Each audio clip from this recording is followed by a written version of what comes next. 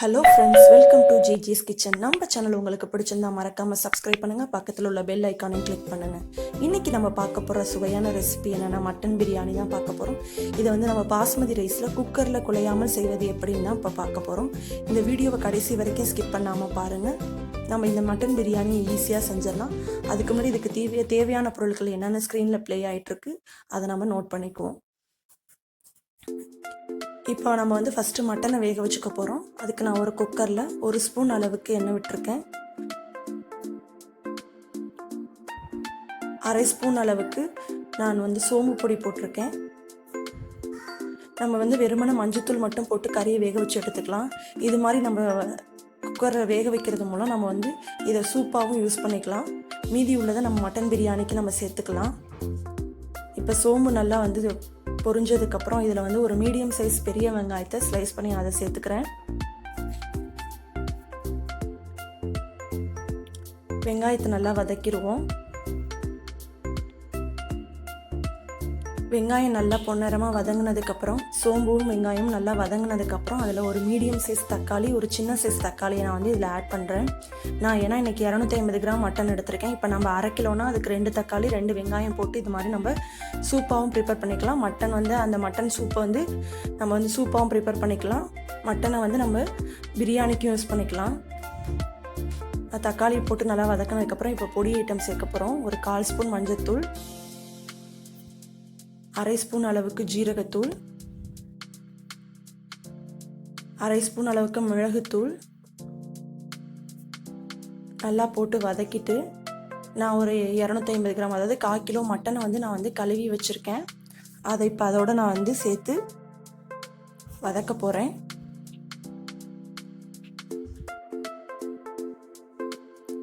இப்போ அதுக்கு தேவையான அளவு கொஞ்சோண்டு புதினாவும் சேர்த்துக்கிறேன். நான்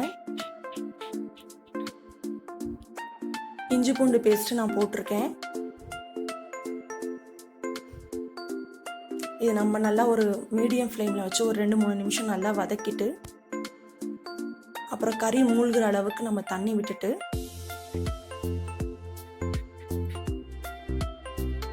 நம்ம இதை மூடி நான் இன்னைக்கு வந்து ஒரு 6 விசில் விட போகிறேன். கறி நல்லா வெந்துடும். இப்போ மூடி போட்டு நம்ம வந்து மட்டனை தனியாக வேக வச்சுக்கிட்டோம். இப்போ அடுத்து நம்ம பிரியாணிக்கு தாளிக்கிறதுக்கு என்னென்ன தேவைன்னா பட்டை, பூ, கிராம்பு, சோம்பு, அன்னாசி மொக்கு, ஏலக்காய் இதெல்லாம் வச்சுருக்கேன். அதெல்லாம் நான் வந்து என்ன செய்கிறேன்னா கடாயில் போட்டு வறுக்காமல் நார்மலாக வந்து நான் வந்து அதை பொடிச்சு வச்சுருக்கேன்.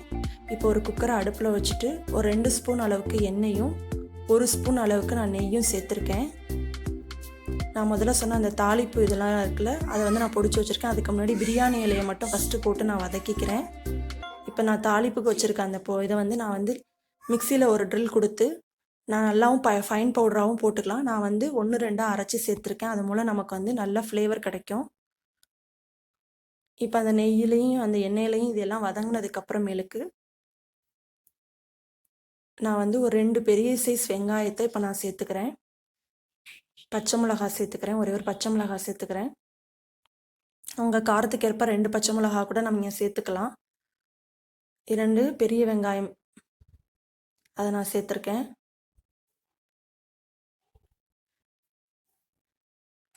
இப்போ நல்லா நம்ம வந்து வதக்கிக்கிறோம்.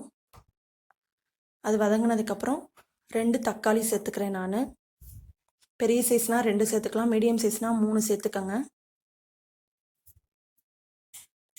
தக்காளி நல்லா குழஞ்சி வேகணும். அதுக்காக நான் இப்போ அதை வந்து மூடி போட்டு சிம்மில் ஒரு 2 நிமிஷம் வைக்கிறேன்.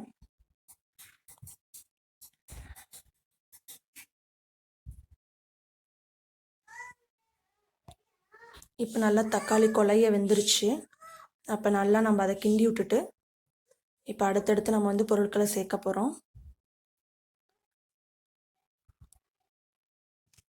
நான் இப்போ அதில் 2 ஸ்பூன் அளவுக்கு இஞ்சி பூண்டு பேஸ்ட்டு சேர்க்குறேன்.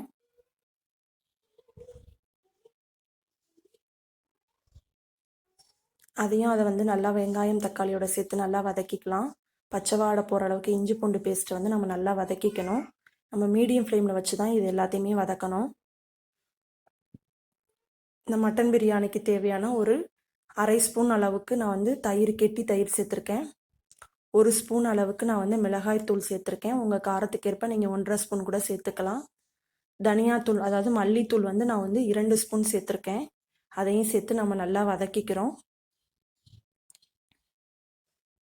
அதோட நான் வந்து ஒரு கைப்பிடி அளவு கொத்தமல்லி புதினாவை போட்டு அதையும் நான் நல்லா வதக்கிக்கிறேன். எல்லாம் நல்லா இந்த மசாலா எல்லாம் நல்லா வதங்கணும்.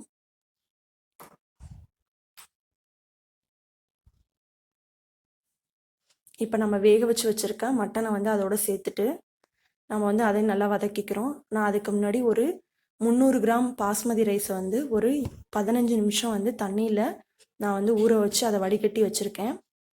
நான் வந்து ஒரு அரை மூடி அளவுக்கு தேங்காய் பால் எடுத்திருக்கேன். நான் இப்போ இந்த 300 கிராம் அரிசியை இந்த அளக்கில் தான் எடுத்தேன். அதனால் இதில் வந்து நான் வந்து 1¼ கப்பு தண்ணி ஊற்றிக்கிறேன். நம்ம எந்த கப்பில் எடுக்கிறோமோ அதில் 1¼ கப்பு தண்ணி ஊற்றினாவே போதும்.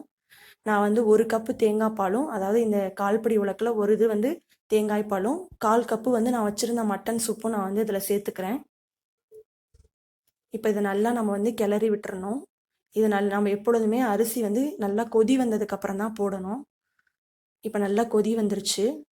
நான் ஏற்கனவே சொன்ன மாதிரி 15 நிமிஷம் நான் வந்து இந்த பாஸ்மதி ரைஸை வந்து கழுவி நான் வந்து ஒரு 15 நிமிஷம் ஊற வச்சதுக்கப்புறம் அதை நல்லா வடிகட்டி வச்சுருக்கேன்.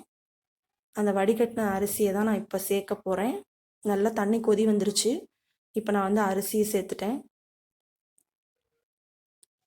அரிசி சேர்த்ததுக்கப்புறம் நம்ம நல்லா கிளறி விட்டுட்டு இப்போ இது மேலே நம்ம வந்து 1 ஸ்பூன் அளவுக்கு நெய் சேர்க்க போகிறோம். நம்ம வந்து கொதி வந்ததுக்கப்புறம் அரிசி சேர்த்தோம்னா அரிசி வந்து நல்லா வந்து உதிராக வரும். நம்ம கொதி வரதுக்கு முன்னாடி அரிசி போடக்கூடாது. அது வந்து அரிசி வந்து குலையறதுக்கு வாய்ப்பு இருக்குது. அதே மாதிரி நம்ம அரிசி போட்டதுக்கப்புறம் மேலே வந்து 1 ஸ்பூன் நெய் விட்டோம்னா சாதம் வந்து ஒன்றோட ஒன்று ஒட்டாமல் நல்லா உதிராக வரும். இப்போ நல்லா அதை கிளறி விட்டுட்டு அந்த 1 ஸ்பூன் நெய் போட்டிருக்கேன் பாருங்கள், அதை நல்லா கிளறி விட்டுட்டு இந்த டைமில் நமக்கு வந்து உப்பு காரம்லாம் கரெக்டாக இருக்கான்னு நீங்கள் பார்த்துக்கலாம். காரம் கம்மியாக இருந்தால் சேர்த்துக்கலாம், உப்பு கம்மியாக இருந்தாலும் நீங்கள் சேர்த்துக்கலாம். இப்போ வந்து சாதம் வந்து நல்லா வந்து கொதி வரணும். தண்ணி நம்ம ஊற்றிருக்க தண்ணி வந்து அரிசியோட நல்லா கொஞ்சம் ஓரளவுக்கு ட்ரை ஆகிற அளவுக்கு நம்ம வந்து அதை வந்து மீடியம் ஃப்ளேமில் வச்சு தான் நம்ம கொதிக்க விடணும். இந்த ஸ்டேஜில் நான் வந்து கொஞ்சோண்டு ஒரு கைப்பிடியில் மீதி இருக்கிற கொத்தமல்லியும் புதினாவையும் நான் சேர்த்துக்கிறேன்.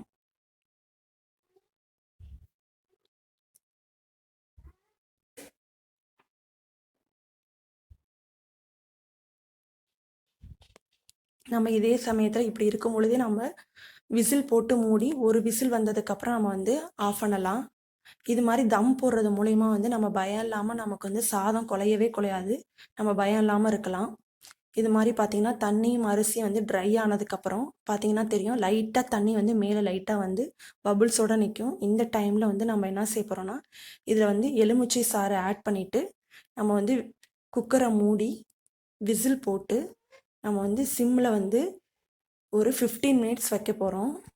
15 மினிட்ஸ்க்கு அப்புறம் நமக்கு ஸ்டீமர் அடங்கினதுக்கப்புறம் நீங்கள் ஓப்பன் பண்ணினீங்கன்னா சாதம் வந்து குலையாமல் நல்லா உதிராக வந்திருக்கும். நீங்கள் ஒரு விசிலும் வைக்கலாம். உங்களுக்கு வேலைக்கு போகிறவங்களா இருந்தால் நீங்கள் வந்து டக்குன்னு செய்யணுன்னா விசில் வைக்கலாம், ஒரு விசில் வைக்கலாம், குலையாமையும் வரும். ஆனால் இதே மாதிரி நம்ம மூடிட்டு அந்த சாதம் எதுவும் பபிள்ஸ் வந்ததுக்கப்புறம் மூடிட்டு ஒரு 15 மினிட்ஸ் நீங்கள் தம்மில் வச்சுட்டிங்கன்னா, சிம்மில் அடுப்பில் வச்சு தம்மில் வச்சுட்டு ஸ்டீமர் அடங்கினதுக்கப்புறம் ஓப்பன் பண்ணினீங்கன்னா நமக்கு பயமே இருக்காது. சாதம் குலையவே குலையாது. நல்லா உதிராக பாருங்கள், சூப்பராக வந்திருக்கு. பார்த்தீங்கன்னா மட்டன் பிரியாணி பாஸ்மதி ரைஸில் நம்ம குலையாமல் சூப்பராக செஞ்சிட்டோம். நான் இன்றைக்கி மட்டன் வந்து சின்ன பீஸாக தான் போட்டிருக்கேன். உங்களுக்கு வேணும்னா நீங்கள் பெரிய பீஸாகவும் சேர்த்துக்கலாம். இப்போ நமக்கு சுவையான மட்டன் பிரியாணி தயார். உங்களுக்கு இந்த ரெசிபி பிடிச்சிருக்குன்னு நினைக்கிறேன். நீங்களே இதை வீட்டில் செஞ்சு பார்த்துட்டு எனக்கு உங்களோட கமெண்ட்ஸ் அனுப்புங்க.